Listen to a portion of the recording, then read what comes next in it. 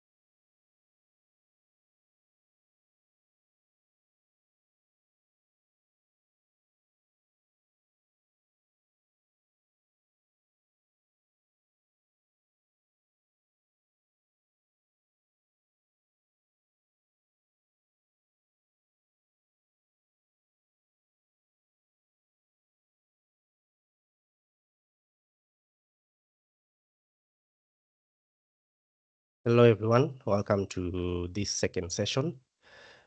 So as we wait for more to join, I'd like to open the floor in case you have any questions concerning our forum, our website, or concerning the contents that we covered last week or any future classes. So if you have anything to air, the floor is open. You can unmute your mic and ask.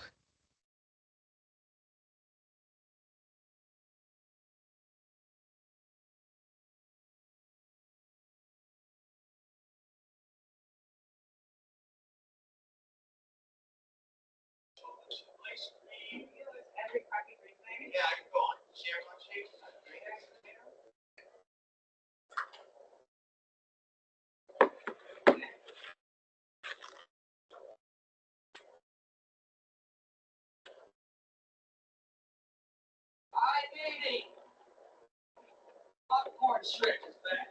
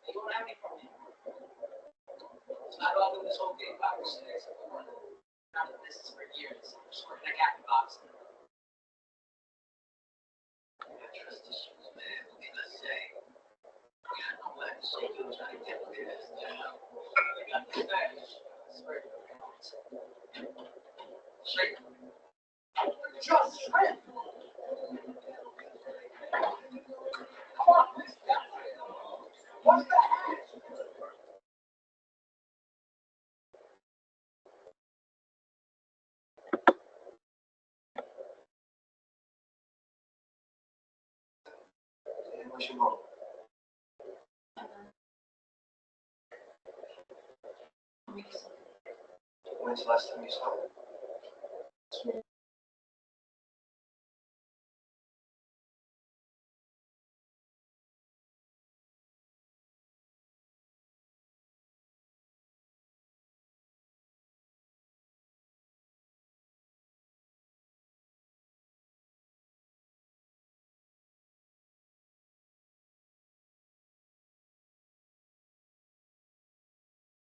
Okay, let's start with today's class.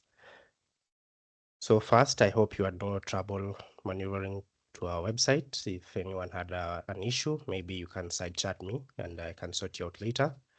So today we'll start with what we are covering, and today's topic is prompt engineering and how to write good prompts. So we're going to get very technical with this one. So let us start.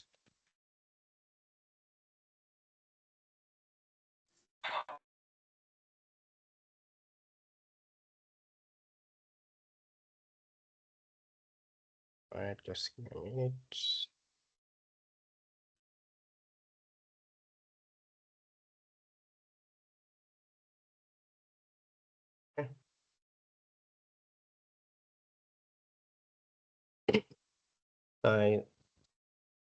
Can you see everything? Is my screen clear?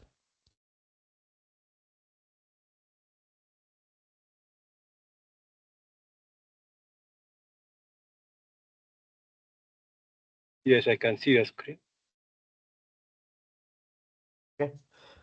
So for today, what we're going to learn what is prompt engineering. We're going to learn how to write the queries correctly.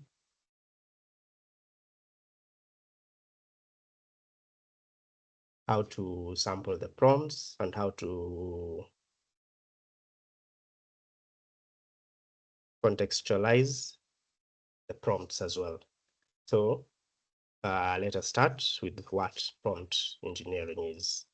So a prompt is a command or a question or an instruction that you, the user, provides to the AI to receive a specific answer.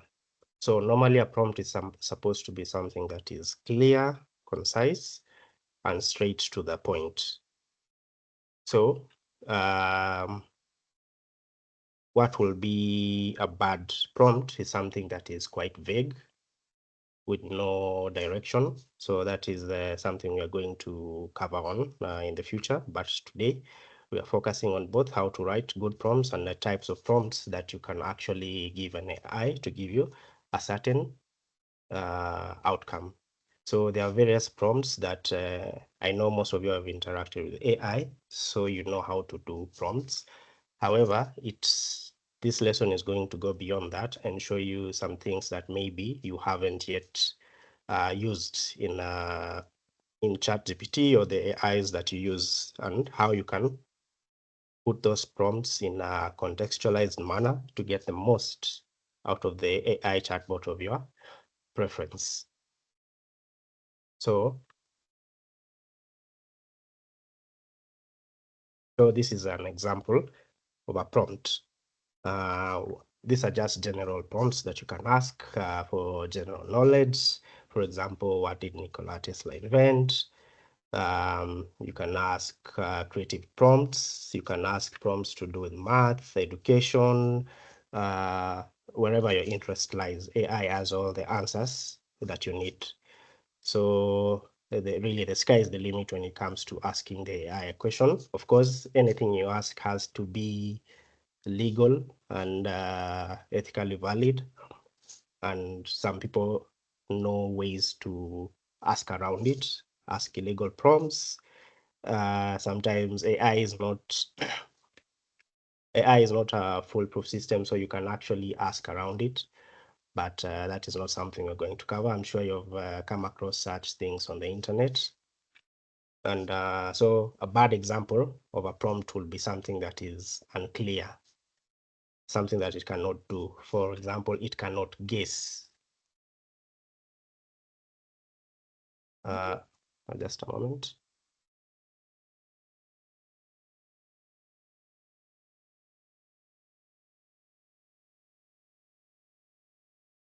So an AI cannot, when you ask it an unclear prompt, it cannot really guess what you want. It will give you gibberish. And also it can ask a question to clarify exactly what you wanted. So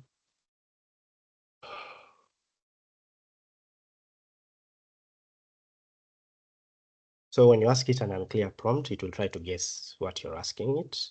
Sometimes it lacks the answer. Sometimes it can actually come back and tell you that it cannot give you an answer or it does not know. So what we need to do is to learn how to write better prompts to get the most out of it. So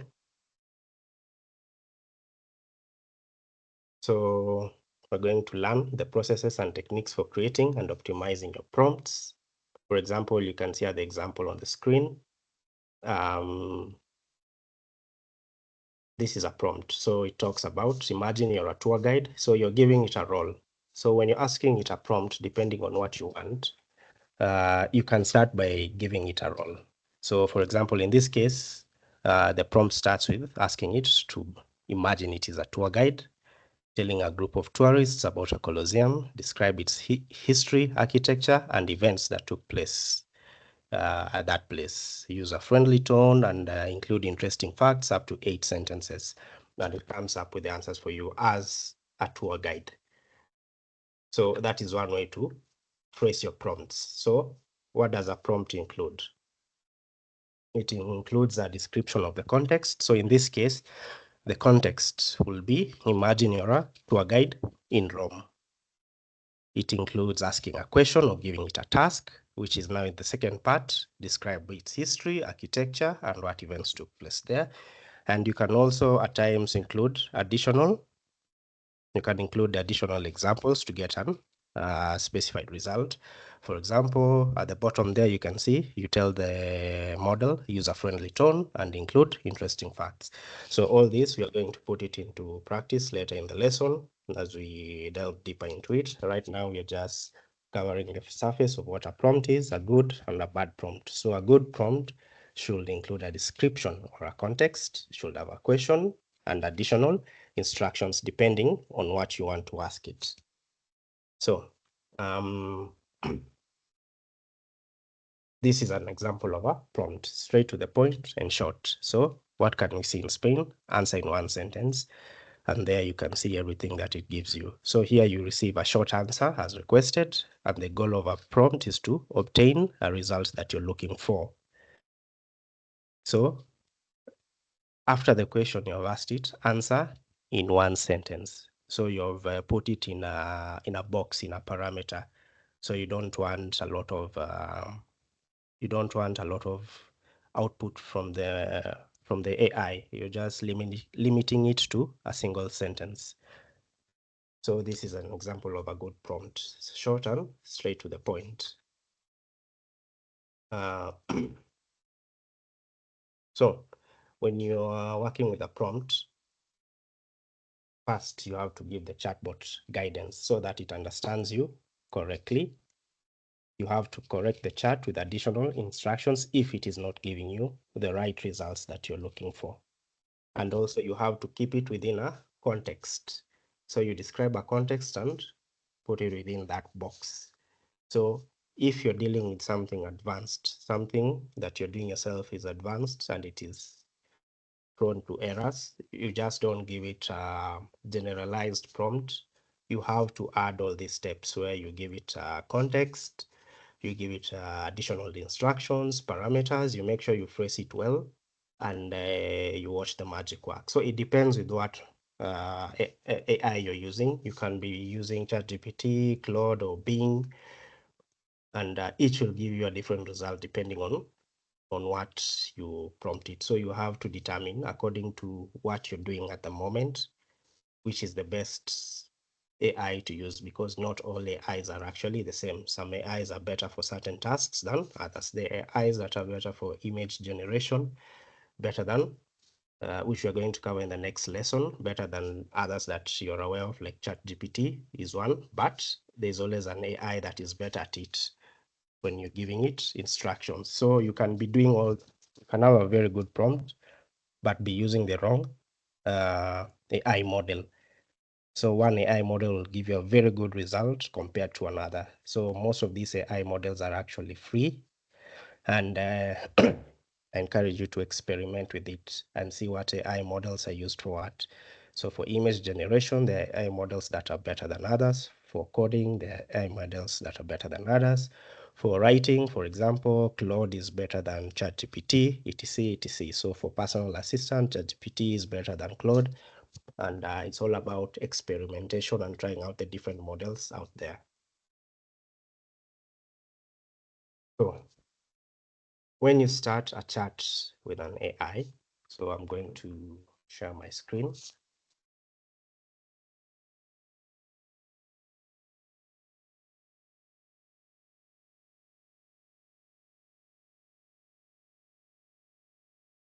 when you're doing a chat, first what you have to create is called a session. So for example, this is a session. You can see my screen, right? Let's move this. So for example, this is a session.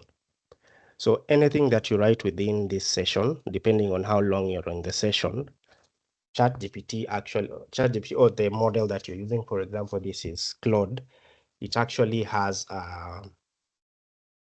it actually saves the history of this session, such that if I had asked it a question at right now it's around 8 p.m.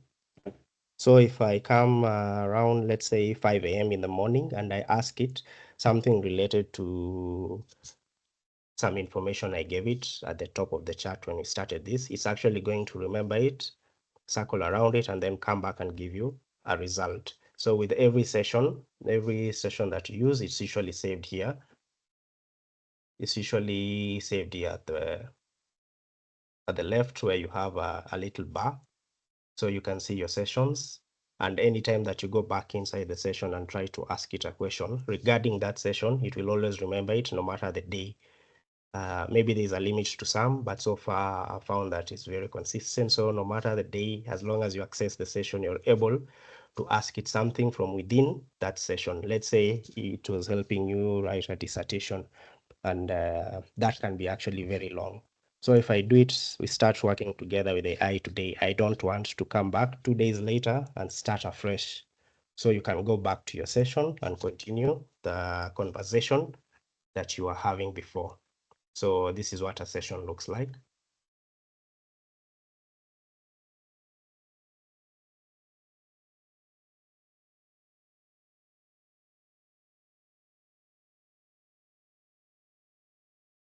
Just a minute.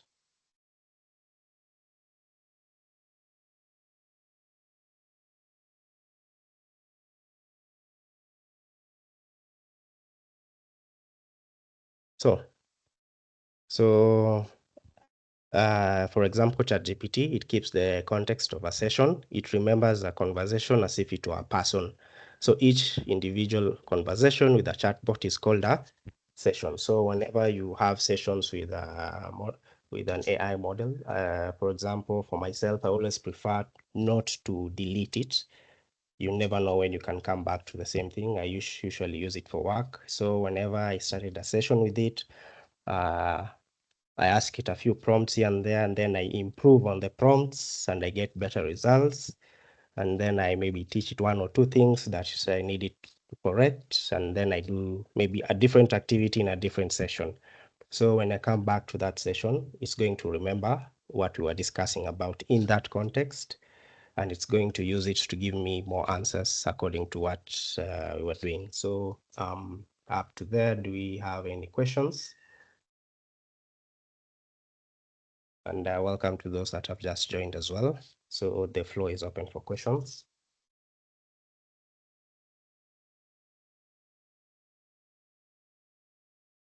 Feel free to unmute your mic.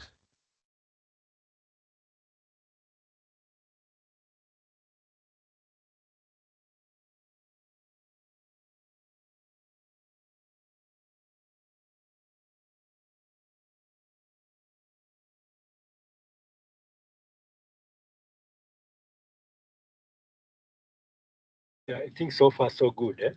Okay. Very closely. All right. So let's move on to the next part of this.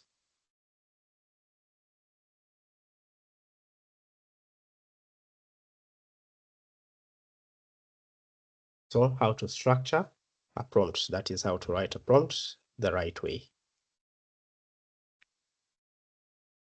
So generative AI is a generator. It is a text generator. So why we call it generative AI is because we want to dissociate it from a search engine. A search engine does not generate a result. It gives you the result based on what resources are available. It gives you the actual resources so that you can look for the result yourself. But a generative AI generates an answer based on what you ask it. So it can basically to generate is to create. So like in this example, we have Midjourney, which is an image generator, and Runway is a video generator. So depending on what you ask it, it creates a result for you. So they're usually trained to follow instructions, and the more detailed instructions you give it regarding a style, tone, and format, and more examples that you give it, the more accurate, the more informative, and the more qualitative your output is, the result that it generates is going to be. So for example, you ask it a question. So this is an example of a prompt. Write in simple words, like for a 6-year-old child who is Ivan Vazov. So it gives you the description, and it's something, if you actually read it verbatim to a 6-year-old child, they're able to understand it, So depending on how you phrase your instructions, you get a different result for a different group. So if you have a concept that you're trying to understand, be it mathematics or whatever it is you're doing, whatever language it is you're doing. So if you have a question that you're trying to understand, you can actually ask ChatGPT or whatever AI you're using to generate as a result and make it as simple as possible. So for example, what I like to do if I have a piece of code or something that I do not understand, in this case, I already have the result. So I do not understand the result. So what I usually do is I tell it to explain this to me in simple terms, and I give it the result of what I have, and it breaks it down in point format, explaining each and every single step in the simplest way that it can. So this is one way to use a generative AI. So this is a typical structure of a prompt. So what you have, you can either have an instruction, a question, then the task. You can have input data, where you give it a data, you give it conditions, and you give it some examples. Sometimes you can actually have the output data, where you give it that data, you give it guidelines, You give it a format that you want it to take. You give it the tone. You give it the style. This is for more academic writing, for more research. So the deeper it goes, the more the structure of a prompt might change. So these are examples of different prompts. For example, I need help translating a text from French to English. Then you continue. Please translate the following in English. So already you have your question, and you have the data that you're feeding it, which is the one in blue. I can't read French. So that is the text that you have. And then you tell it, translate creatively, not literally, preserve the meaning. So it can be inverse. Translate literally, not creatively, preserve the meaning, depending on why you're asking it that, or what you want to gain from what you're asking. So let's see the result. So what the result of this will be.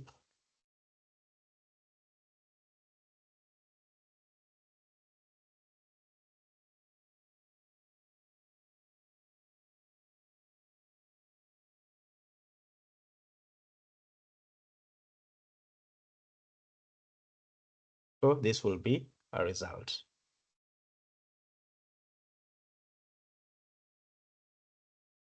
So based on what you've asked it tells you the phrase. It means you can't make progress without some sacrifice. And then it goes more. This captures the essence of a French proverb, meaning and achieving something worthwhile requires giving or breaking something along the way. So this is it, translating it creatively and not literally as it means, and it preserves the meaning. That is by it explains, because you've asked it to preserve the meaning and not the words, so it explains it in different words what that phrase actually means. So if you actually translate it back to French, it's not going to give you the same result, because that is how your prompt is phrased in the first place.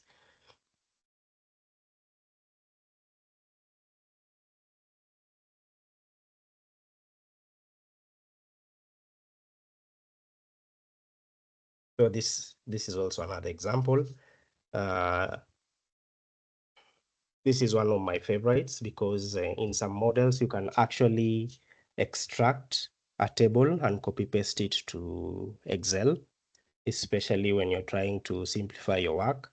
So for example, you ask it something like, I'm researching people's name in a creative and imaginative way.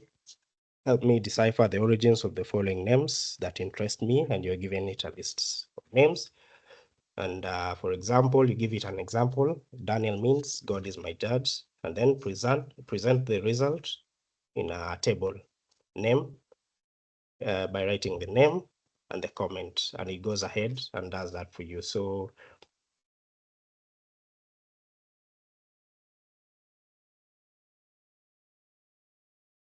this is what it will look like if you actually ask it to put it in a table, something very useful. So this is how it looks like, and you can actually copy the table and transfer it to an Excel sheet. So let's try a different model and see how exactly it's going to look like in action. So for this, I'm going to use Microsoft Copilot.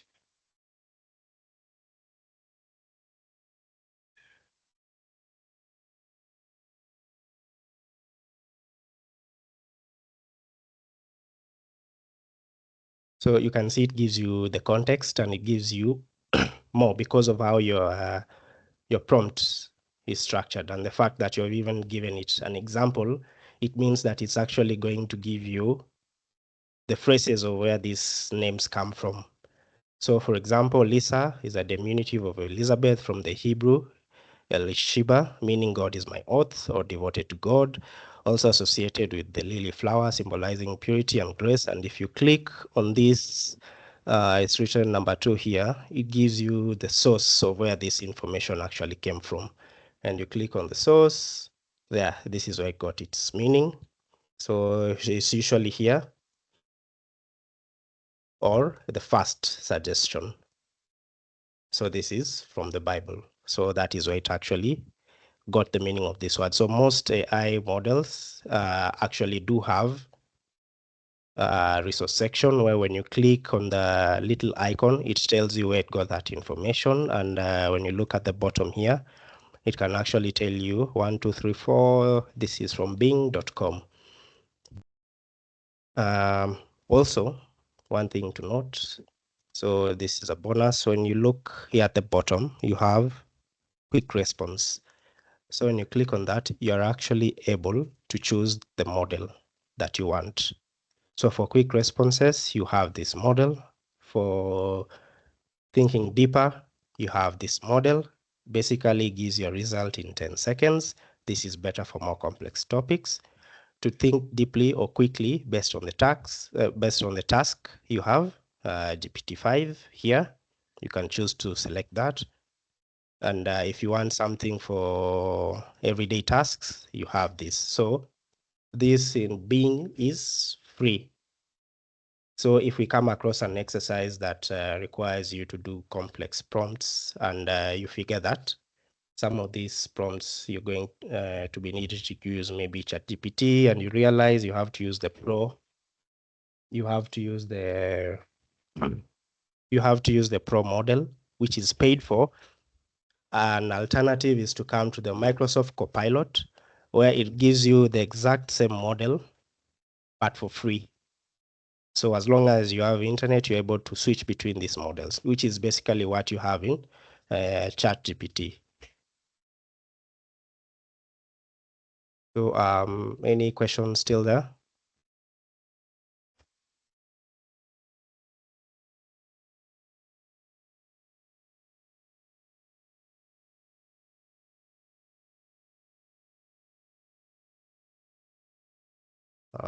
Okay, let's continue. But if you do have a question, please feel free to unmute your mic and ask. The floor is always open.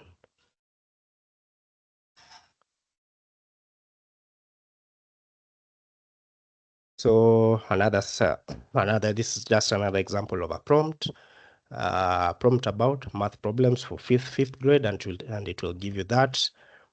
And I think we discussed this in our last lesson, how you can actually prompt it for educational purposes. For example, you're now giving it a context. I teach mathematics for fifth grade. So in this context, you're a teacher.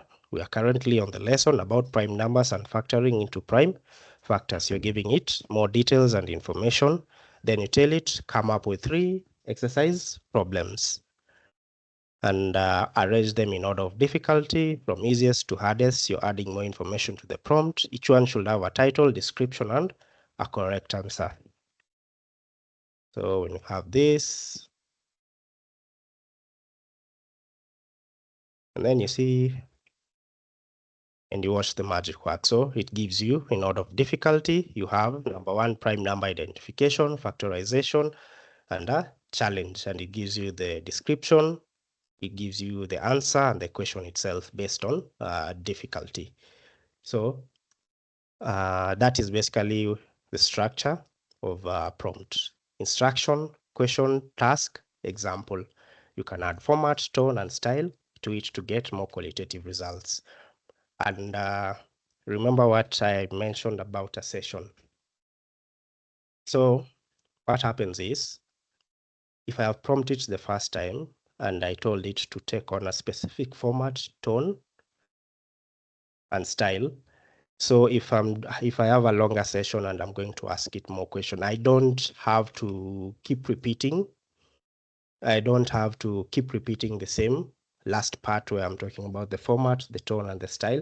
You can actually just tell it to maintain the format as before, because you're within a session, it's going to remember. Just think of it as a person. So it's going to remember what you had told it in the first prompt, where you told it, use this tone, talk like a teacher. I want you to style it this way, arrange it this way, this way, this way. So if you actually ask the next prompt and tell it, maintain the style as before, or maintain the format as before, or maintain dash dash these parameters as before, it will do exactly that. You don't have to keep repeating it. That can be quite difficult. So just tell it, maintain as before, and it will do just that. So these are more examples of prompts. For example, act as a 6-year-old child who cares about people. Write 3 health tips for the winter season. You can use appropriate quotes from well-known books. Write simply like a child. And when you look at the prompt itself,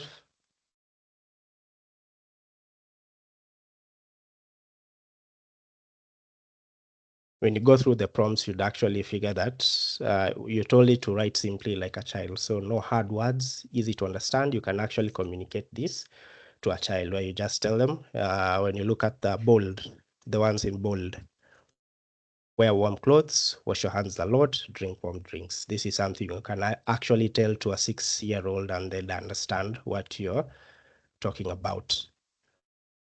So, for example, because I know this book, or is it a movie? Polar Express, drink warm drinks. Hot cocoa makes me feel all happy inside, because you are told it to write appropriate quotes from well-known books. So the book is a Polar Express. Drinking something warm is good for you and keeps your tummy happy when it's cold outside. So the use of the word tummy. So that is what you tell a 6-year-old child. That's something they'd understand.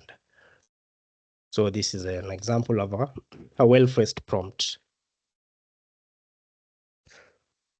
So generative AI systems are usually good imitators. They can take on a role, as we had seen before. You can tell it to take on a role of a tour guide, a teacher, lecturer, analyst, doctor, psychiatrist, though I don't recommend to use it for that. But you can tell it to take any role so that it can use the jargon or the vocabulary that is used for someone in that specific role. So an example is, let's say you're writing an essay, you're a medical student. So when I'm prompting it, I can actually just ask it a question outright and it will give you an answer. However, when you look at the vocabulary it's using, the vocabulary is more general. It doesn't sound something like what a medical student will say. So if there is a, maybe I'm not well versed in medicine, but maybe blood clotting, that those 2 words, blood clotting, that is generalized. Maybe there is a vocabulary for what we call a blood clot. So you don't have to say, yes, JK, I can see you've raised your hand.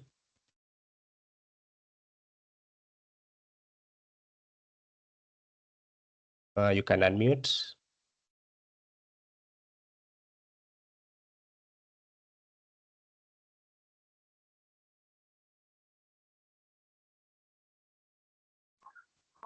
So I can't see your screen. You can't see my screen? Yeah, I can't see it. Is anyone having the same problem? Can you see my screen? Yeah, I can see your screen. We can see. You can see it, huh? So In my case, I can't see. Okay, let me try. Let me stop sharing and share it again, and then tell me if it persists. Can you see it now? Yes. You can see it.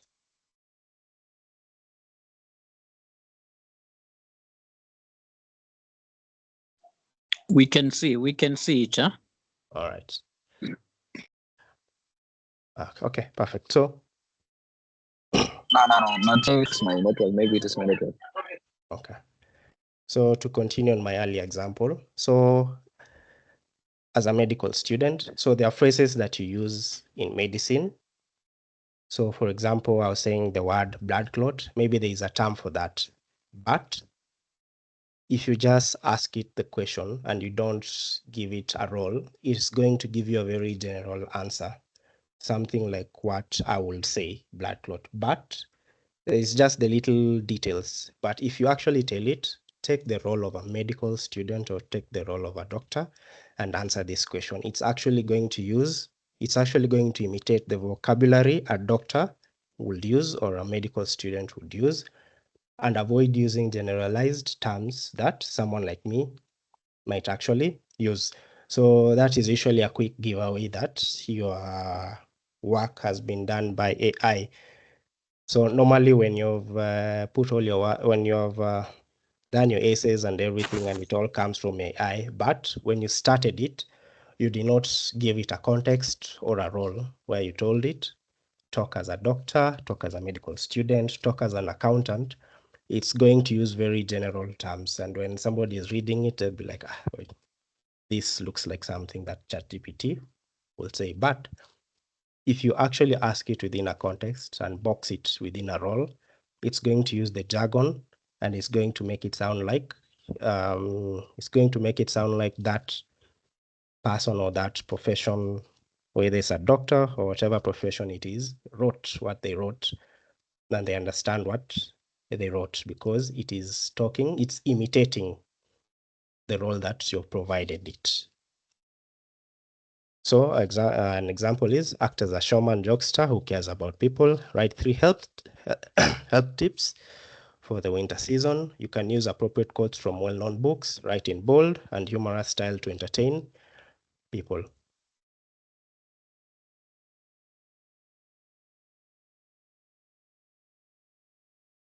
So this is an example of that same question. In this case, let's try using a different model. Let's go with Claude.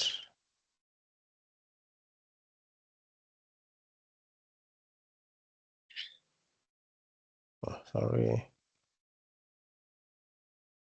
So it says I'm out of messages. Let me just refresh this.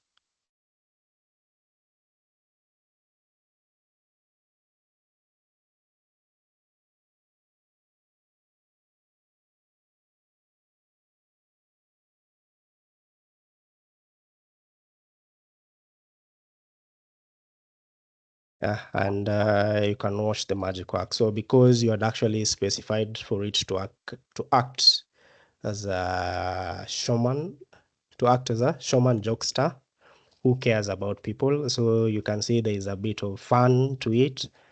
Like, for example, remember what they say, an apple a day keeps the doctor away, but in winter, make it an orange and throw it in some kale for good measure. So that is an example of a joke, or as they wisely say, water is life, and in the winter, it's also warmth, energy, and your secret weapon against the season's shenanigans. So it's trying to take on that role, trying to make it sound like a jokester.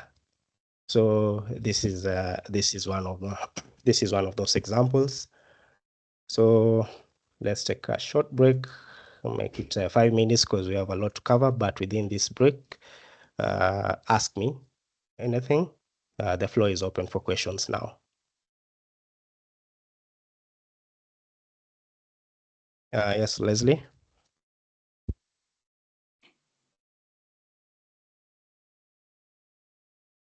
Have Leslie and Greg. We can start with Leslie. Unmute. Yeah.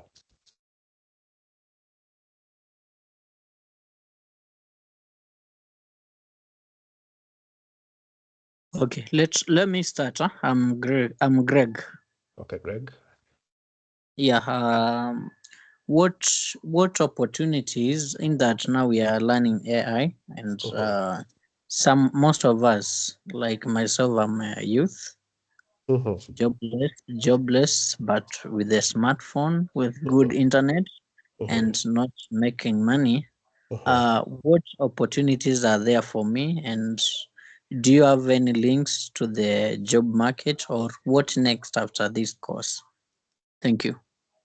Okay, so for Greg, I'm sure you're all wondering the same. So this course is really a basics course. As for the job opportunities, any job that you actually envision doing, whether it is to be an analyst, a teacher, anything that you want to do with an added certification of AI, because right now most employers are actually employing people who can use AI. The reason I'm saying this is because the employers have integrated AI into their systems so that employees can use AI to be more productive or to lessen the workload or to work with it in some certain way. And you find that most people that are already right now that are already in the job market are unable to use AI efficiently. So you as someone that has actually taken time to study this basics course, it equips you with the knowledge to have the basics of how to use AI. We're not learning at the moment here with this basics course to create AI chatbots. That is in our more fundamental courses, which we'll be offering down the line. But what we are teaching you is equipping you how to use AI in the field that you want to pursue, be it education, be it analysis, be it coding, and any other profession that you can think of. So what we are teaching you is equipping you the basics on how to work with AI in that field. Have I answered your question, Greg? Oh, and Yeah, also, thank and you. also this certification, if you're on LinkedIn, the certificate that you're going to get at the end of the course is something that you can actually include on LinkedIn. It's and it also has that certification number at the bottom. It shows that you're versed in AI. So for whatever jobs that you're applying, with an added advantage of being someone who actually knows about AI, it's going to make you very marketable. Anyone with a question, just unmute your mic. Anthony? Yeah, good evening. Good evening. Yeah, I wanted just to get a bit more enlightened. Now, we have, as you say, we have ChatGTP, which is well conversant with person to person. Then you have Cloud, which is good for essays or writing. So how do we know which AI is best for the kind of task that you would like it to undertake? Oh, that's a very good answer. So at the top of my list, how you'd possibly know what is good for what is actually looking it up on the internet, like Google. Most people actually create lists for what is good for what, or what AI is used for what, so that you can compare your sources. So before you get into an AI, you can actually search it up on Google and say, I want to do image generation, list AIs that are used for image generation, and you'd find people have actually written extensive articles on the kind of AIs they use. Another way is by actually using the AIs. You can just give it a little test. For example, this is also in conjunction to what I think Greg had asked on, as a youth, what can you do with AI? So I see what most people are getting into is either writing or content creation. So I'm going to give you a hack, Greg, and also answer your question, Anthony, at the same time. So for example, if you want to do something that is not related to a career, but you still want to use AI to make money, image, video, and content creation is something that people are doing. Something that you can do with a little knowledge on image creation. So what you can do, you can search and ask what you can search. You can search what is used, what AI models are best used for image creation. You can even ask an AI itself, although I'm very curious if it's going to be biased, and it gives you a list of the AI models out there that are being used for this. Or if you're online and maybe let's say you're on TikTok, I think there at the bottom you can see that this image has been created by, you can see what most people are using in the market. Apart from asking Google, apart from doing it yourself, you can also see what other people are using to create. So content creation is one thing that you can get into, and also writing, essay writing. For example, we have websites like Medium, which Medium is a writing platform. You can sign into it, get a membership, use AI to post content based on what you're passionate about. And when people click on your content, you'll be earning from that. So content creation, writing, essay writing is one of the things that you can start from scratch using AI, and it's going to boost your profile. Maybe you can use AI in Twitter to post content if your account is monetized, depending on your passions. That is also another way to do it. Of course, don't use AI for Forex and that other stuff. People teach you they can use chatbots and AI, but that's not true, especially when it comes to the financial stuff, Forex, stocks, etc. So to know what AI uses, you can ask online and you'll actually find out there are lists on that, because there are so many AI models. So it's just best to compare 1 or 2, 3 sources and see what people say. Rank the first top 5, and there you have it. It needs a little bit of homework. Have I answered your question, Anthony?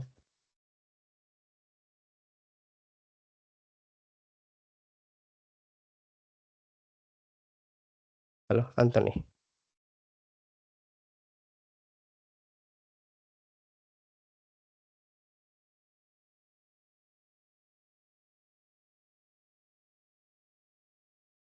Yeah. Okay. Sorry. Yeah. Yes, you've answered me well. Thank you. Okay. Anyone else with a question? As we maybe are okay.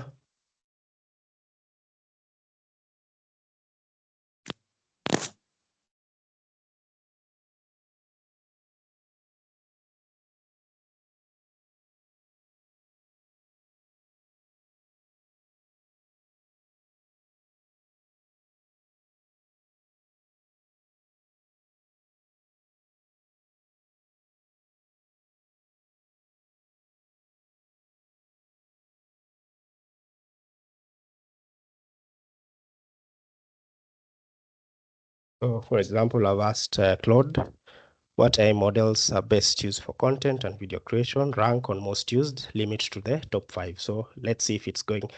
We discussed this in our last lesson about user bias. So let's see if it's going to rank itself among the top 5. Let's look at the results. So this is one way to know. As you can see, it's actually searching the web. You have Runaway, OpenAI Sora, Google VO2. Interesting. And honorable mentions, Synthesia, Midjourney. I know of Midjourney. So this is actually quite good, and it gives you the result of what is used for what. So let's put this to ChatGPT and give it the same test, and then we compare our results between the two.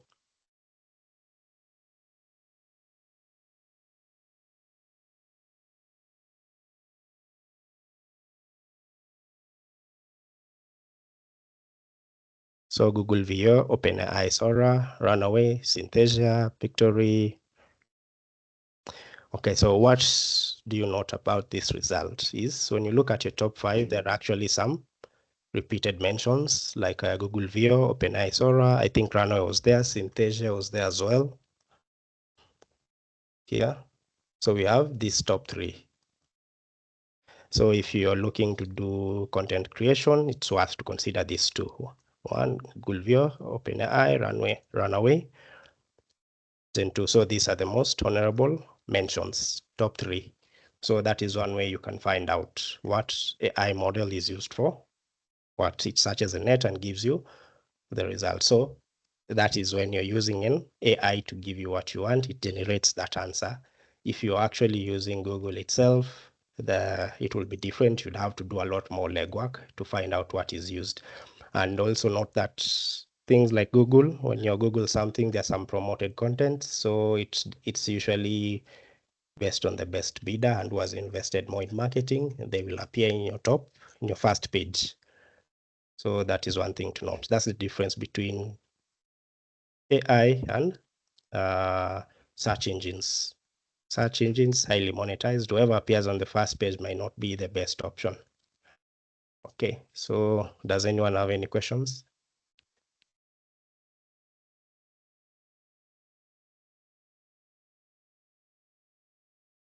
Okay, so let me proceed.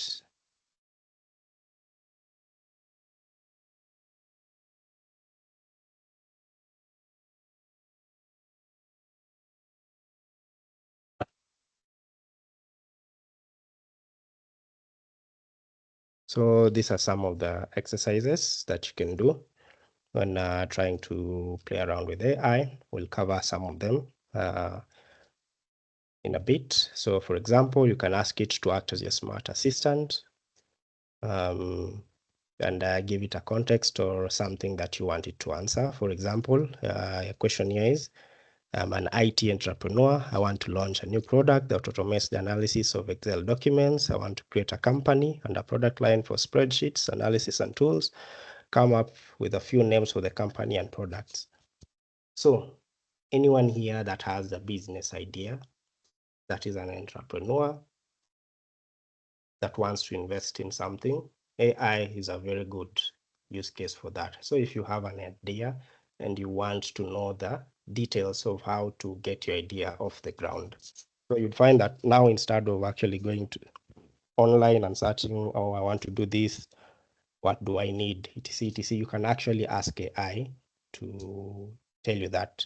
So for example, in this case, given this context, you've told it you're an IT entrepreneur, you want to launch a new product, and this is what the product does. I want to create this. So you've asked it to come up with a few names for the company and the product. So you're giving it a good description of what you want. You've given it an idea of what you want, and you can see the results are actually, the ideas are actually quite good. It gives you company names, product names, and then you can further tune it. For example, this is another prompt where you can add more instructions. I don't like these names. I want the name to contain only one word. So you can call your company Sheetly, Celens, Tabalize, Formulix, Datatix. Some are hard to pronounce, and etc. You get your results. So if you're an entrepreneur, you're thinking of a business idea, you have an idea of what you want to do. So for example, I'm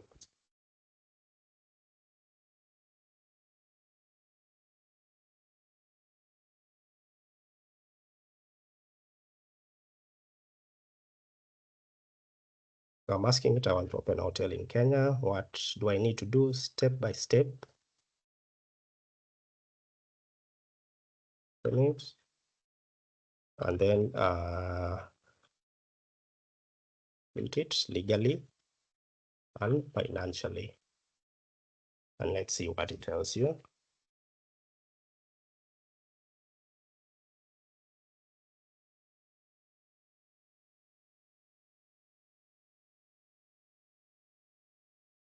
So depending on the prompts that you have actually asked it, some are more complicated than others.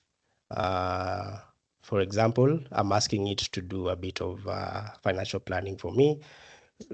I'm asking it to tell me the legal documents that I need, all the licenses that I need, and let's see what it comes up with. So if I was actually using a more quicker model, I'd get the answer. So in these instances, what you want to do for such a thing is to compare your resources. And it even actually gives you everything you need. So as it answers that, I'm going to ask the other AI models and see what I get as a result. So I don't want a quick response. What I want is a GPT-5.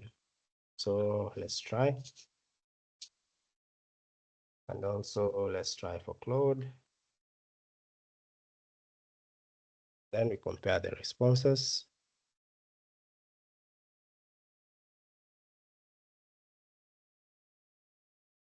I think it was here. So ChatGPT tells me first what to register on the permit. I need to do a feasibility, site due diligence, legal checks, blah, blah, blah. When you open the source, this is from eProcedures Investment Kenya. Choose legal structure. So you need to incorporate your work. That is open LLC, limited liability company. Register your business on eCitizen platform, the name and the incorporation. You need to obtain your KRA PIN, planning and county approvals. You need a business permit. There it is. It gives you the source. You need an environmental permit, an environmental impact assessment, or an NEMA license. There it is. It gives you the source. An hotel license from TRA. There it is. It gives you the source. Food and healthy, fire safety, well, there's a lot of a lot of licenses. They give you the source, among others. So I won't go through all of it. Let's look at the others. You need the funding. You see, it's a well thought out plan, depending on how I actually asked it. You see how extensive it is. Much more detailed, extensive, and I phrased my prompt well, and I told it how I wanted to split it. I told it what I wanted, so it gave me a more detailed and a more practical way to go about it. And it actually, you can tell it to summarize the legal documents here at the bottom. So let's see. So legal requirements.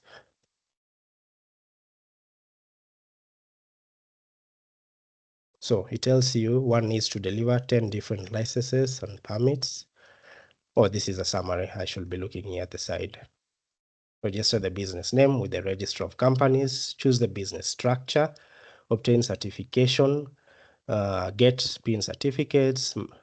These are the mandatory licenses: hotel, tourism, single business permit, building plan approval, certificate of occupancy. There's health and safety and other additional permits: liquor license, music copyright, signage, water connection permit, electricity connection, legal, yeah, and so much more there. You get your answers. The same with this. So this is just one of the uses of AI, saying if you have a business idea, you want to do this and that, you ask it, how can I go about it step by step? It's not like Kitambo, when you actually had to you had to go to the ground. Maybe if you know someone who works in the hotel industry and ask them, so I want to do this, I want to open a hotel, what do I need, where do I get it? That was a much harder time. So right now you have an AI model that can actually search, give you the sources of where it got that information from, and you can go by it step by step, and it actually breaks down your plan on what to do. It helps you write a business plan, a financial plan, gives you the legal documents that you need to search for and all that. So that is one way to use AI.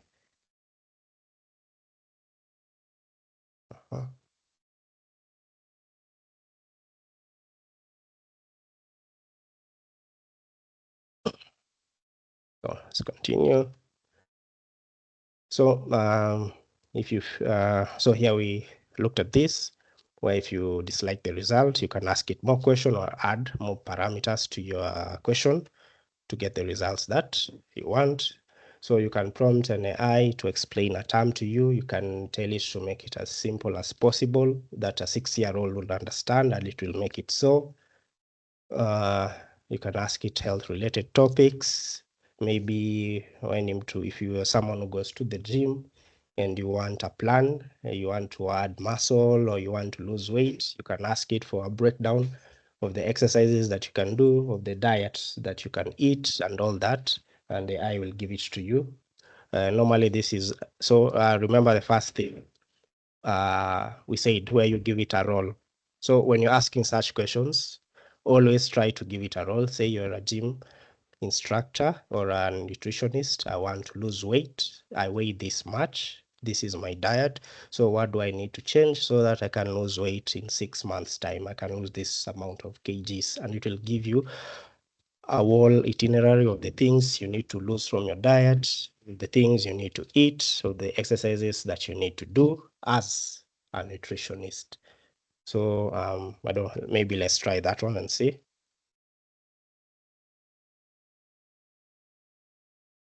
So let's use ChatGPT for this one.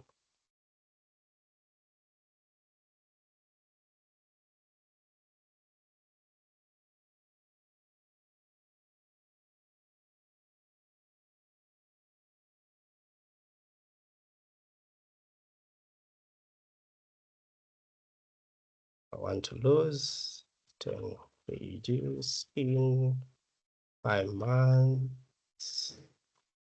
I eat a lot of sugar.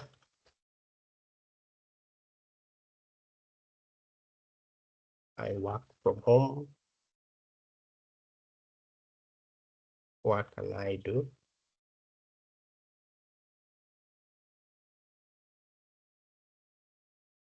what can I do to lose weight? Also give me meal plan, my budget with food in a day. Yes, let's say 500 Kenya shillings at most. Give me one that optimizes costs, and I don't like exercises. Then you watch it work.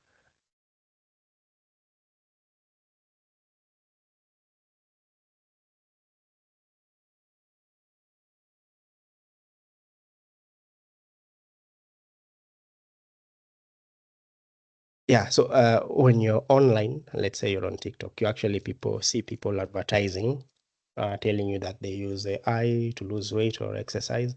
And then when you try and click on the AI, it tells you pay $50 or $100 or $47 so that you can get your optimized meal plan. I mean, why do that when you can actually do this? So you see the difference between those AIs is that when one AI has been made in such a way you don't have to give it a lot of prompts to tell you what you need. But the free version, which for example is ChatGPT, you have to know how to make a good prompt that will give you the most out of what you're working with. This is a very good way to avoid paying for AI or generative AIs that do a certain task. Let's say you've seen an AI that is good with teaching you certain languages, let's say Duolingo or whatever, or an AI that will help you lose weight, an AI that will do this for you. So you, as someone who has done this course, actually knows that instead of using that AI, what you can do is you can come to these free versions, but you can phrase your prompts well enough for it to give you something as detailed as this for you to follow. So you don't need to pay for those AIs while you have the knowledge to write prompts. So here you have your meal plan. I told it I don't like exercises. So it tells me walk around the house, stretch, or doing house chores will burn calories. Approach, reduce sugars, refine carbs, control portions, increase your protein, fiber for fullness, stay hydrated. So for breakfast, it tells you the cost and tells you why you're eating what you're eating. You can also add more columns to this table. Maybe you can ask it, add the calorie count of also every food if you care about such things. So for example, here it's telling you to eat eggs, have a mid-morning snack, one popo, handful of groundnuts, eat beans, like that. Now this is a meal plan. So you can tell it to give you a meal plan for every other week, make it different foods. I don't like eating this, and there you have it. So this is just an example of what you can do if you have a well thought out prompt. So it tells you the progress plan, cut sugars in the first week. From the 3rd to the 8th week, maintain low sugar, replace snacks with fruits. 9th to 20th week, monitor weights weekly, adjust portions if plateau, aim for 0.5 kilograms weight loss. So it has done all the calculations for you. So it also asks you, if you want, I can make you a 7-day rotating meal plan under 500 shillings. So you don't get bored eating the same thing daily, and you can tell it to do so. And there you have your meal plan. And remember, this is in a session here. So if it is in this session, you can actually archive it so that you can go back to that session to keep reviewing what you had discussed about. You can rename it loss weight plan, then you archive it. So when you go to your archives, you're able to see this. So that is just one use of a well-written prompt. So don't get tricked out there into subscribing or paying for AIs while you yourself can actually do. You yourself can actually take 20-30 minutes to do something, and you get full results by yourself. So that is just another example. So let's go back to the class. Okay. So you have knowledge-based prompts where you're asking it for laws, regulations, and rules. We saw that in our early examples where I asked it about the legal regulations of opening a hotel. Analogy-based results where you have like quizzes or whatnot. You can ask it to give you a result. This is also an example of that. So we also saw how to compare something in a table. You can copy that table directly into Excel for presentation purposes. So for example, let's try, let's say you have a question like, I want to buy a laptop. I have a choice between Windows OS and a Mac OS. Then add more context to it. Say I am an accountant. I use my personal laptop for work. I want to use it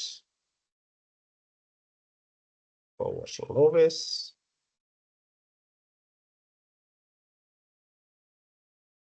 And I have a budget of 70,000 shillings. You can add more to it depending on what you want to do. So compare the models in a table format and give me best for value money. And then you can ask it here, my personal work, watching movies and playing games. I use it for work. I use Excel and Word a lot. Excel, Word, and PowerPoint.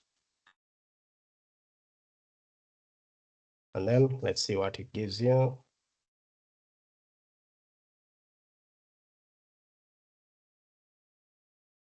So as it does that, let's go to ChatGPT and do the same.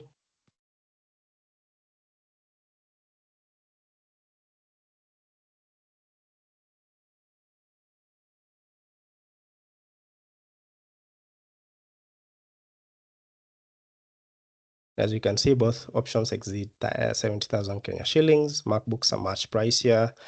So that is because I gave it a budget. Of course, you can get a cheaper budget. It's just that since it's getting its source from online, the search is not as extensive. It's looking at basically new laptops. So it gives you gives you a summary table of what you want, of some of the features. It has already given you a price. Of course, some of these things you have to research. So what I'm going to do, because I don't like the price factor, I can remove it from here.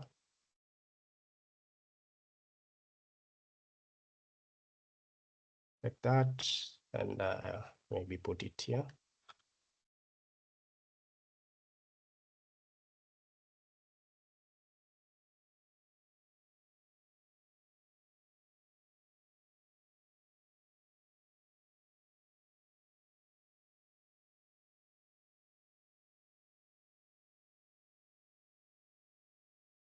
So this performs much better compared to ChatGPT. So always know to use different models to verify your answers. So for example, it tells you now when you look at Microsoft Office performance in a Windows-based laptop, it tells you all get 5 stars, Word, PowerPoint, and Excel. When you're looking at MacBook, you see it underperforms when it comes to Windows-based applications, for example, Excel and integration, where it's going to give you some occasional issues when it comes to integration. And then you're looking at the gaming performance, 5 stars for Windows, 2 stars for MacBook. Performance is excellent for a Windows laptop. And for MacBook, very limited to game selection. Clear winner is gaming performance, not recommended for a MacBook. Best value for money. It gives you suggestions of laptops you can buy for the need that you use. So this is one way to, and then because we Kenyans are smart, so you have the laptop models, you go to Instagram or TikTok and you look for the second-hand ones that are going to be cheaper, but the same specs, refurbished laptops. So that's how you'd go about it, looking for a laptop. This was just an example. So if you want to buy a laptop, you can actually ask it. And you can see this is Bing AI, same thing. It gives you some of the features, best value for money, pick a Windows laptop. So Windows laptop is a clear winner for the kind of jobs that you want to do, because it tells you for your accounting workflow, Windows laptops is the best, plus movies and casual gaming. Given that you may use Power BI desktop, Windows at this budget delivers the best performance. So you've used two AI models, and the best is Windows, and it gives you examples of what you can buy. Of course, now this is where you do your homework, go online and search for the laptops that you want to buy. So this is an example. Any questions, Adiapa?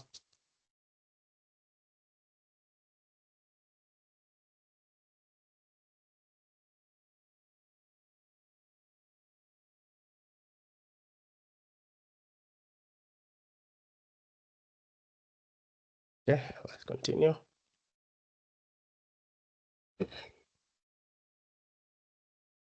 So this is another technique where you can ask clarifying questions to enrich your context. So for example, this is an example, creating an advertisement for selling a bicycle. So when you look at how it is actually phrased, it tells you, I want to create a Facebook ad for selling a bicycle. Ask me clarifying questions. After I respond, create the ad. So this is in the instance that you don't know what to ask. So you ask the model to ask you those questions so that you can answer them. And then after answering them, it gives you the best possible answer. So in this case, the clarifying questions will be price, location, extras, and photos, and selling points. So what makes the bike special? Do you have quality pictures? Are you including any accessories? Where are you selling it? How much are you selling it for? After you answer these clarifying questions, then it goes ahead and gives you the results that you're looking for. So let us oh yeah, so free version does not support sharing links from charts containing images. So this is with the pro version in this context. So like for our previous example, if you're asking about laptops, so let's see if we can phrase it differently, knowing this thing about clarifying questions. So where's the question? Here it is. So let me start a new session.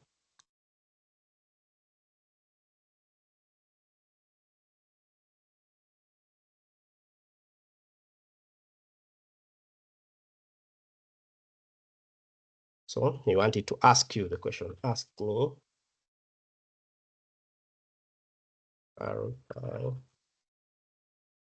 Questions that will help determine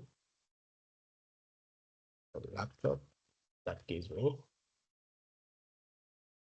value money. Tell it after answering this. Suggest one of them. So this is another way to do it. Let's see what it does.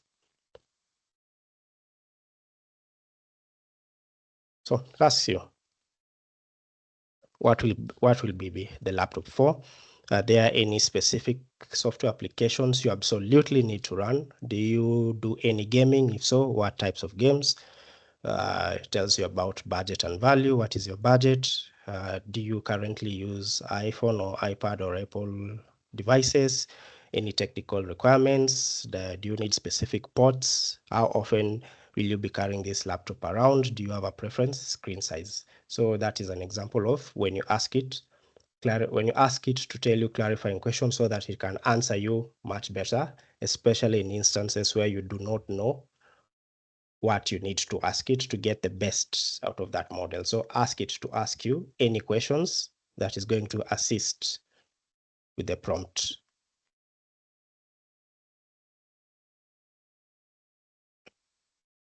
So you can use it for fact checking. It can scour the internet to fact check some of the things that you've asked it. If you are in doubt, a good example is Grok. Most people actually use it for fact checking.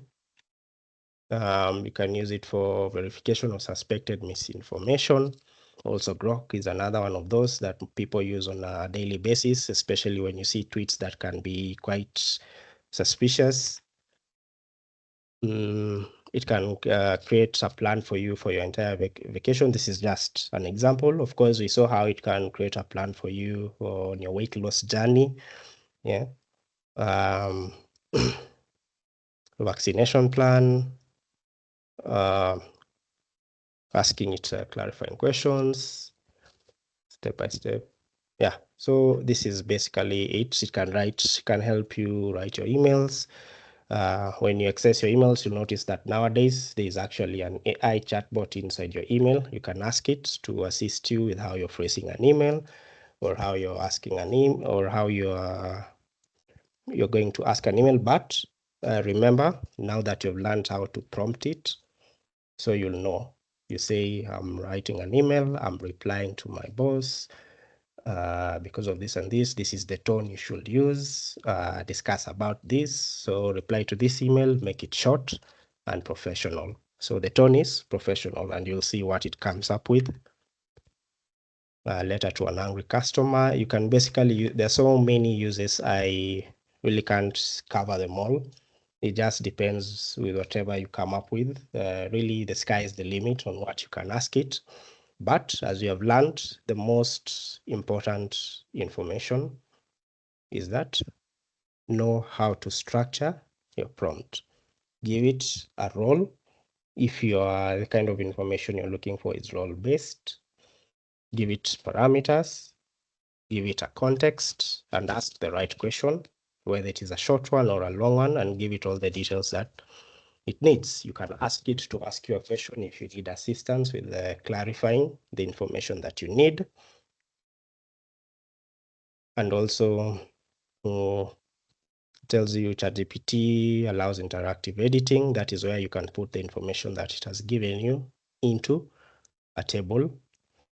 So for example, among the prompts that you have done, if you actually ask it to put this, let's say the meal plan, you ask it to put the meal plan in the table, it will produce something exactly like this.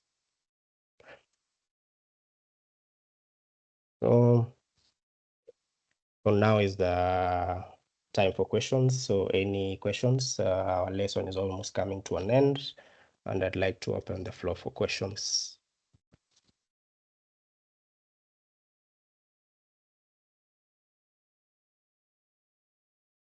So feel free to unmute your mic if you need any clarification or questions.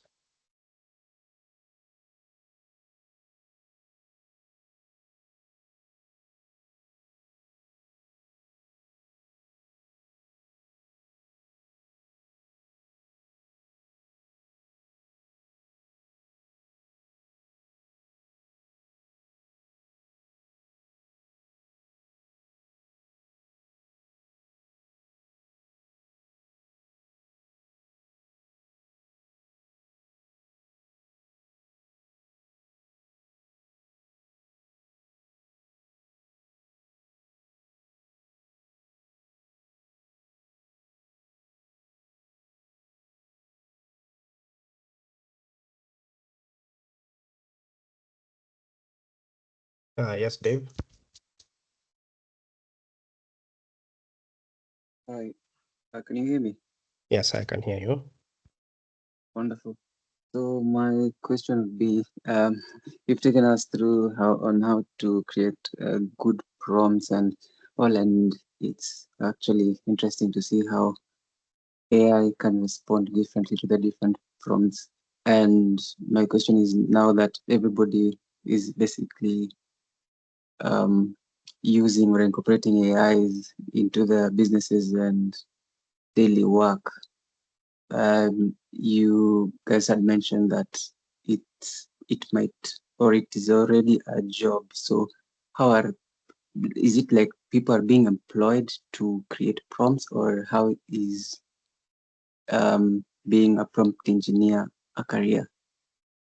So you're not being employed to come up with a prompt.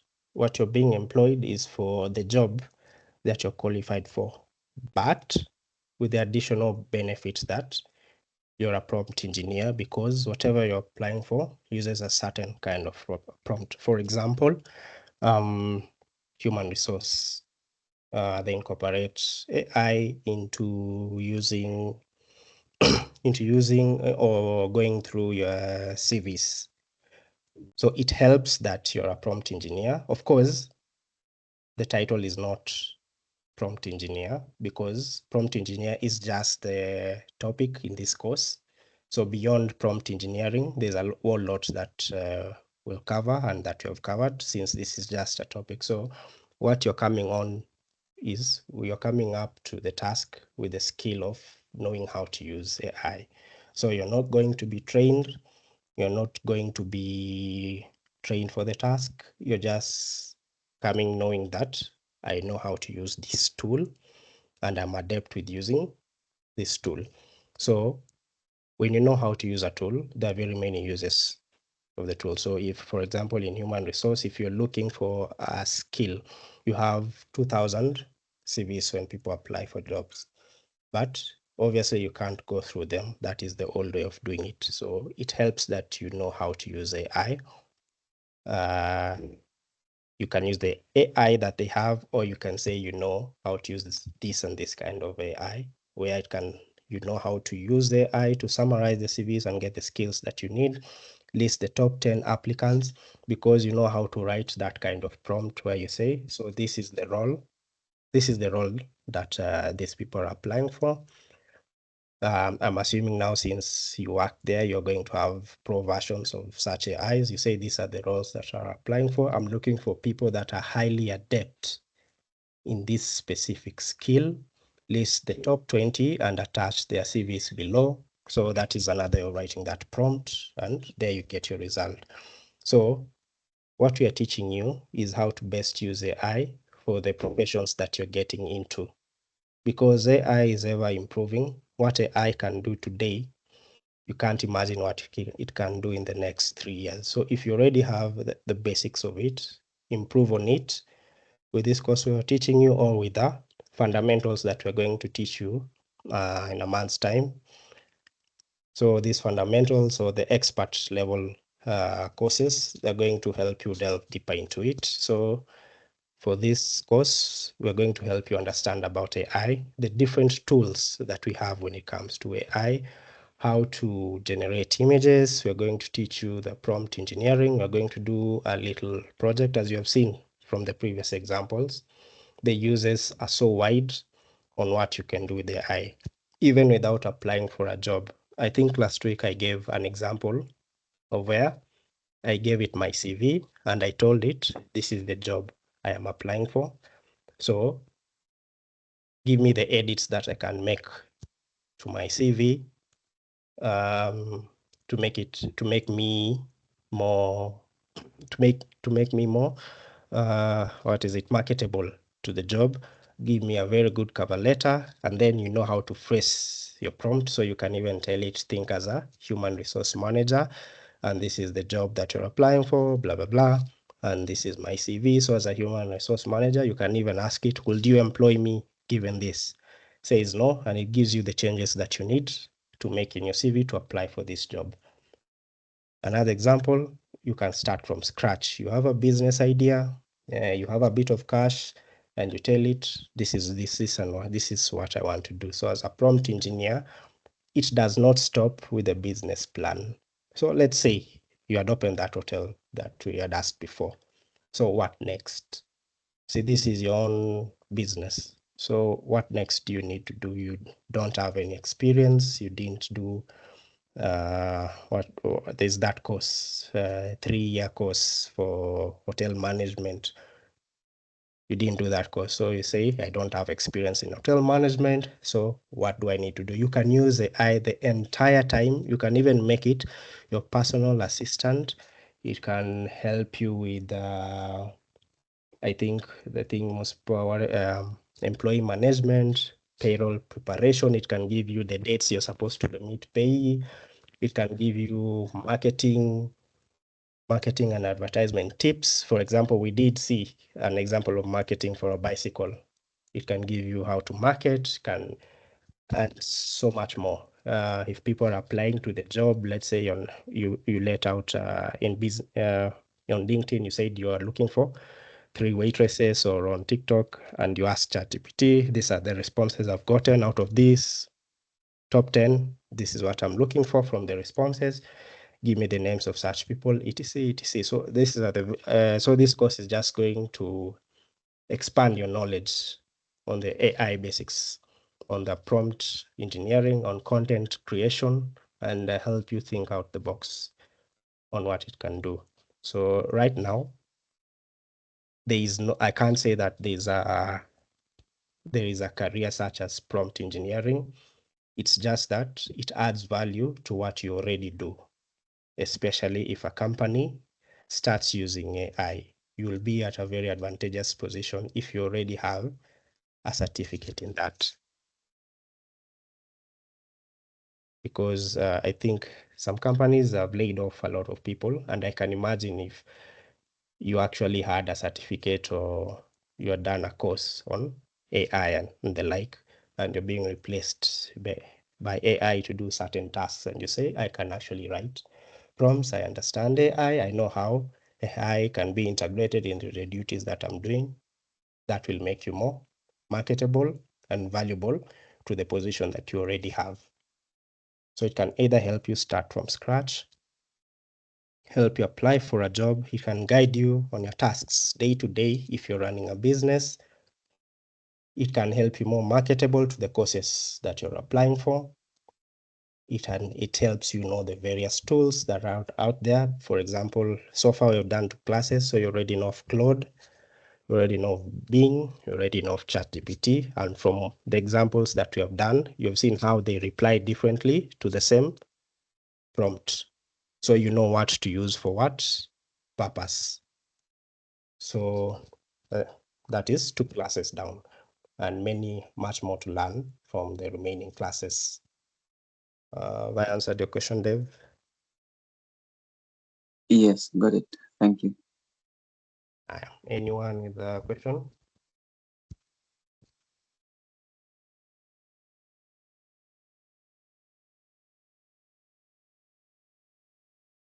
Okay, so I'm going to hurry through this because you can see we're already out of time. So do not use AI like Google. As we had said before, it's not an internet search engine. You should write queries and request a solution. So this is an example of a Google search. Steak overcooked, how not to. That's how you do a Google search. And as you can see, that is the kind of result it gives you. So this is the difference if you're asking it, if you give it a proper prompt. I'm trying to prepare steak, but I'm afraid I might overcook it. What to do to prevent this unfortunate outcome? It gives you step by step. It gives you more context. It gives you a more detailed explanation of what to do. So don't phrase it as if you're doing a Google search. Instead, phrase it like a prompt. You can also search images. You can read images. I use this a lot when I don't understand images. So an example of this would be there's an earlier prompt that I had made. Show you just a minute. So there's an earlier prompt that I had made here on Claude.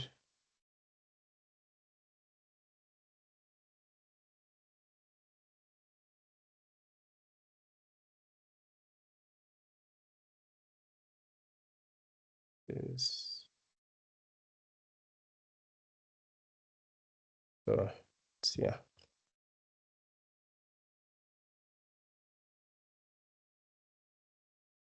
So I'd given it a tattoo and I'd asked it, what does this tattoo symbolize? You can actually just copy paste an image into the search bar and ask it, and then it gives you the results that you're asking for in that context. For example, I'd asked it what this tattoo symbolizes. You can find this image in the resources section where we have the exercises for this, which I hope most of you are going to do. It's going to help test your knowledge of what we have learned today.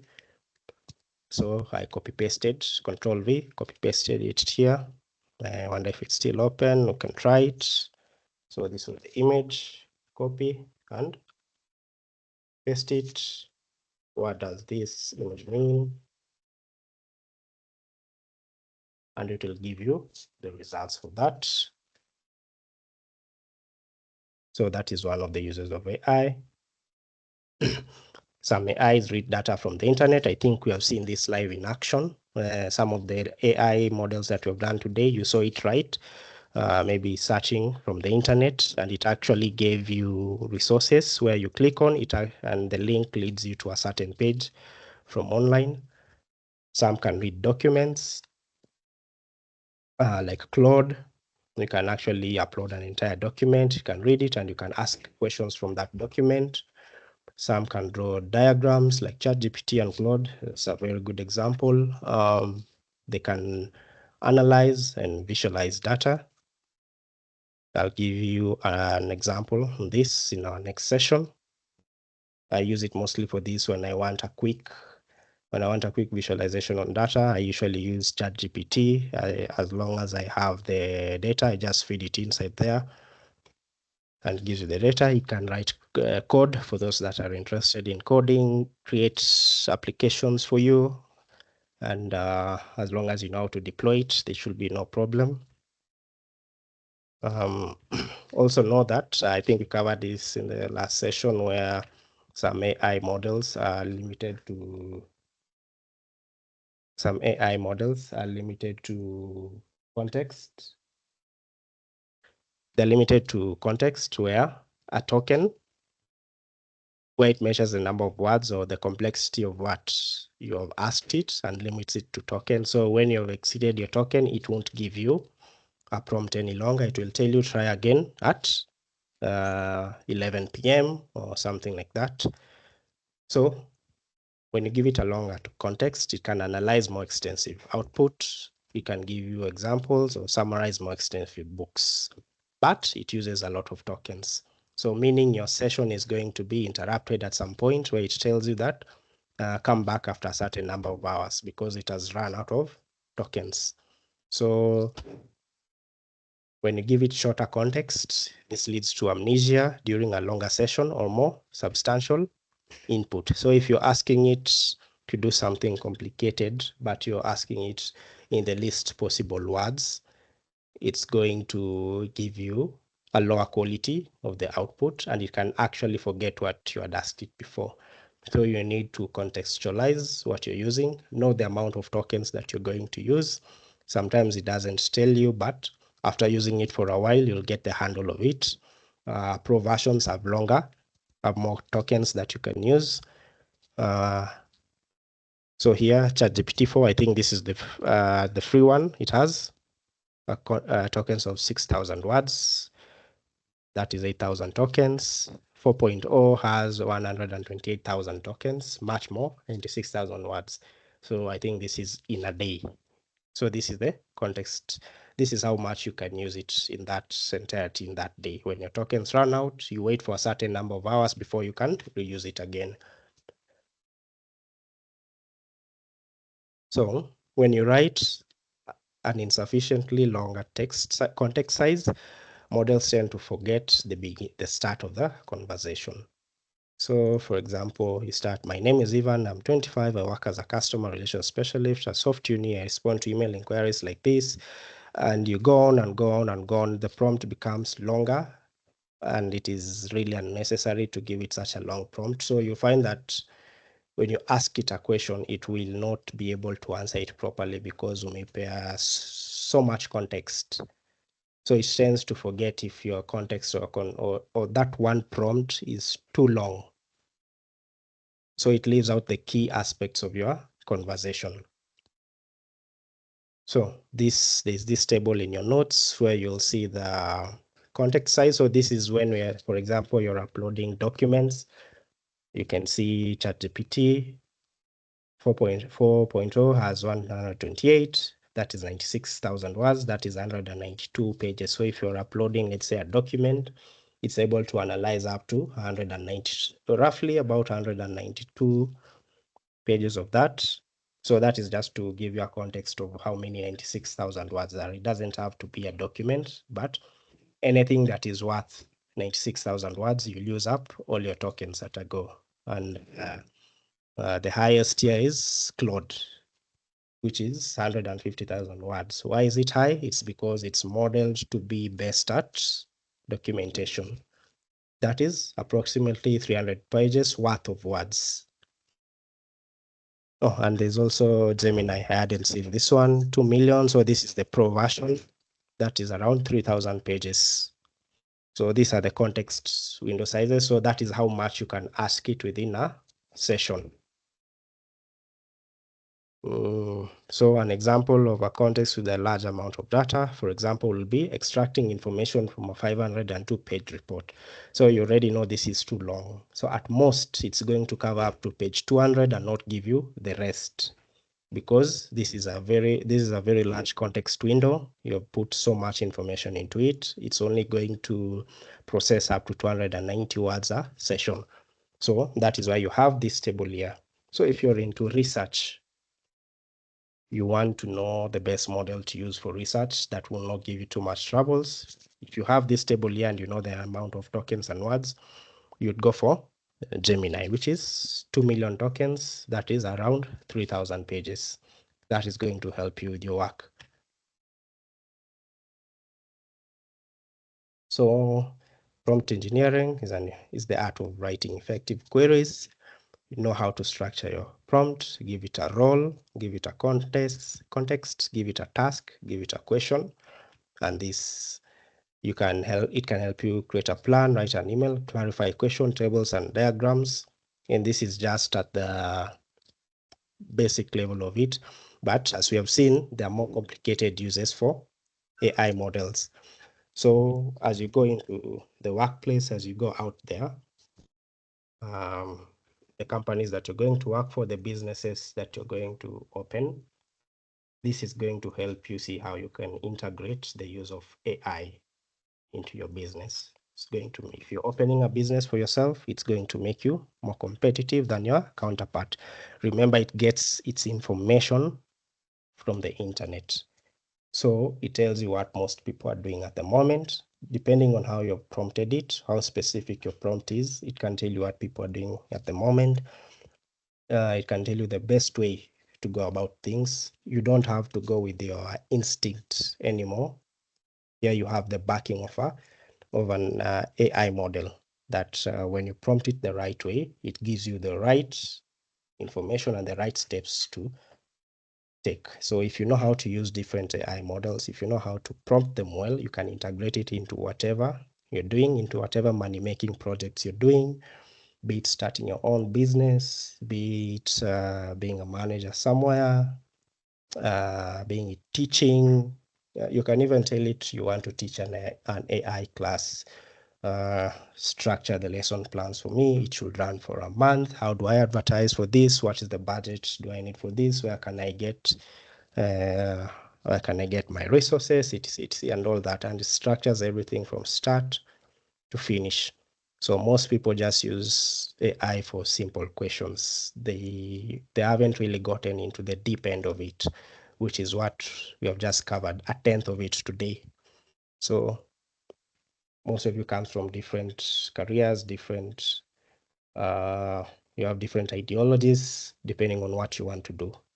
So this prompt engineering helps you make the best use of AI. And the reason being is because most people are actually already using AI. So this is to get into a more competitive level, to get at the same level and even above and beyond. So do you have any questions before we close?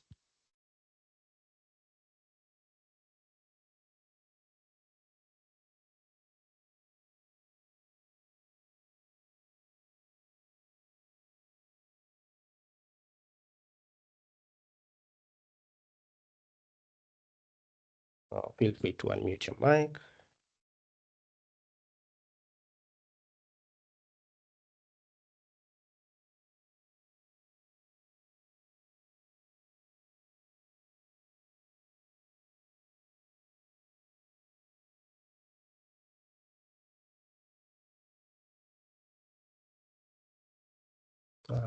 Yes, Lavin.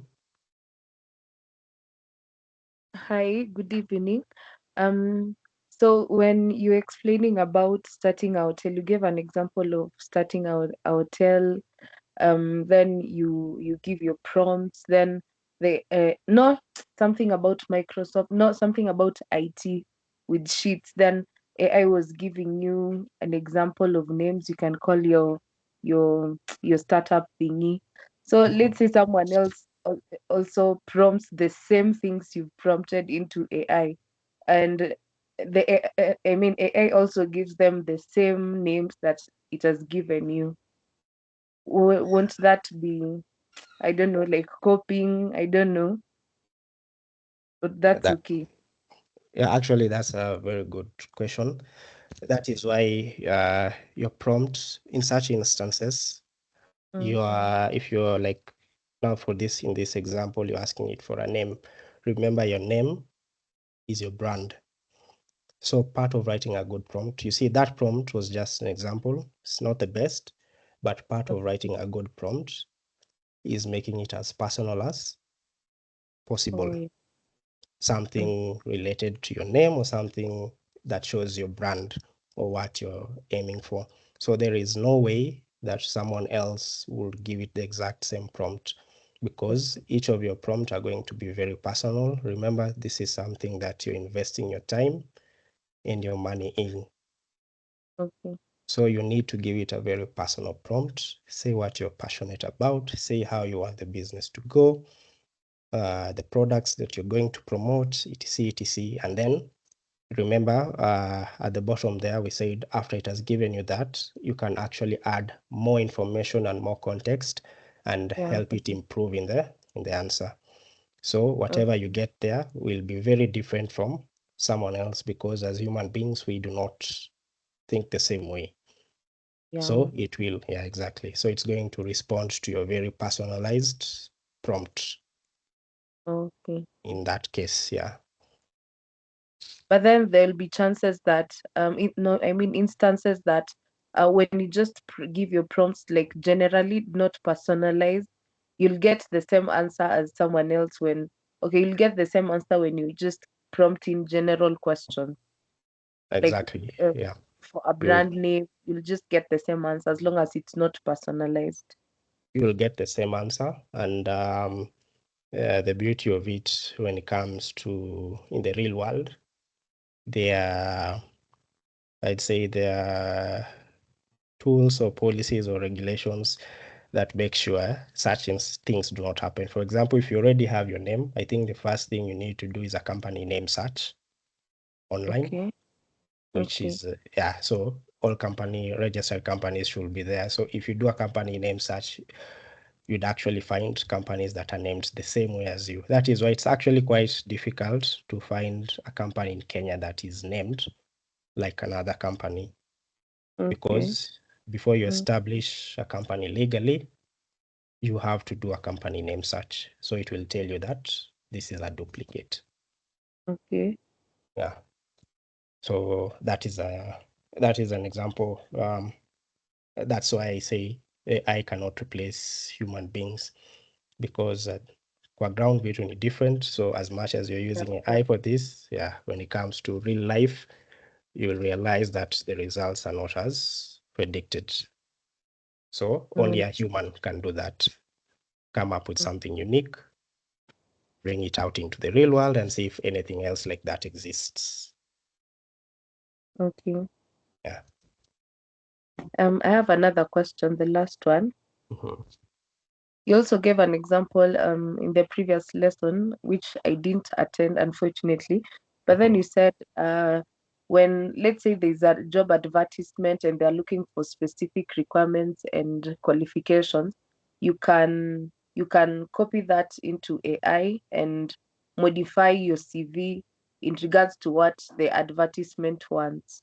Yeah. But then when you've already applied, you've modified your CV, nini nini, then the let's say the organization you're applying to, they can't like do a scan or something like that. Then they find that your CV has been modified, like there's plagiarism. They can't do that. Well, yes, they can absolutely do that. So that is where the prompt comes in. In the example that I gave, I think I'd say that do not copy paste it word for word. So Okay. when you're doing such prompts where you're sure at the other side of things, somebody else is going to use an AI to check your work. So you want it to appear as human as possible. A good rule of thumb is to tell it to be as human as possible and give it a specified list of words that it should not use. So if you do your research online, you'll actually find there is a list of words that AI love to use. And there's also this, there's also this dash. It looks kind of like this. Let me show you. I wonder if it can replicate it. Let me write the word copilot dash. Let's see.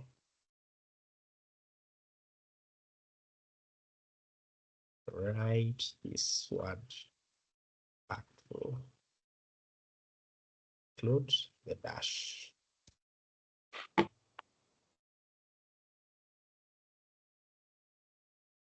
This one is okay. This one passed the test. Let's see if it's the same with ChatGPT. Sometimes it makes this mistake where when you look at the dash, where is it?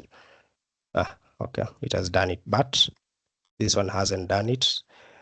But you have to specify that what you're writing is a hyphen. Sometimes what it does is it gives you something that looks like this. It looks like this, but without the space in between. Okay. So you see that dash is not on your keyboard. You can't actually reproduce it on your keyboard.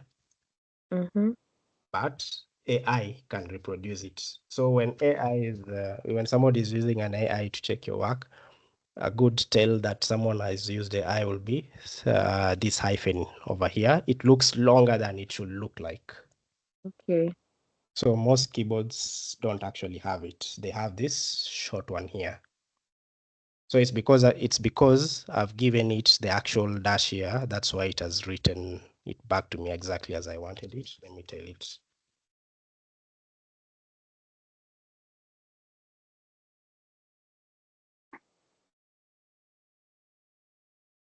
I wonder if it will work.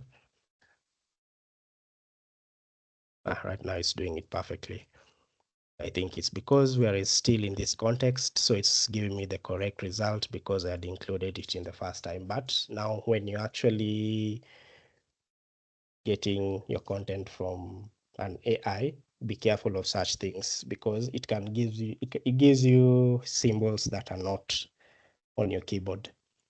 And one of the most common symbols is a double dash that looks longer than it should look like. So it doesn't look like an hyphen, it looks like two hyphens put together as one.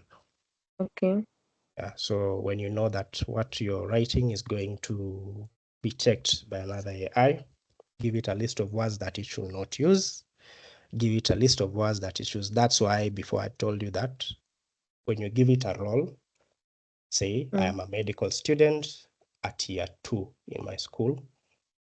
Now you see when you say that compared to if you didn't say that, if you didn't say it, it's going now to look very AI generated. But the moment you told it to speak like a medical student who is in their second year of school, it's now going to use vocabulary that is expected of a second year student. Okay. and it will seem less AI. So based on how you have prompted it. A good rule of thumb is also to give it something you've written before and tell it to sound exactly like what you've written before. So it analyzes that and gives you what it will sound like if it were you speaking, because you've already given it content to learn from. Okay. Yeah, so that is a good one of a few hacks out there. Okay. Okay, thank you. Welcome. So feel free to log out, but if you have any question, I'm still here. You can ask me as the rest clock out. And thank you for attending this session. The next one will be on Thursday, same time. So look at the resources for anything that we have covered today. This video will be uploaded. For anything that is to be covered on Thursday, it's already online. So kindly go through it so that we can have a much quicker session and we can have as many questions. All right, thank you. And any questions, just stay behind. Feel free to ask me.